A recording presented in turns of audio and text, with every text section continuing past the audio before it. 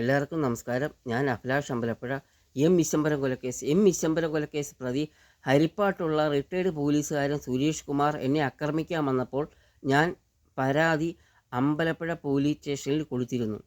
ആലപ്പുഴ ജില്ലയിലെ Ambalappuzha police station. എൻ്റെ പരാതിക്ക് നടപടി ഇല്ലാത്തതിനാൽ ഞാൻ അന്വേഷണ റിപ്പോർട്ട് എടുത്തപ്പോൾ അതിൽ കേസ് തീർന്നുള്ള കള്ളരേഖയാണ് അമ്പലപ്പുഴ പോലീസ് സ്റ്റേഷനിൽ നിന്ന് എനിക്ക് ലഭിച്ചത്.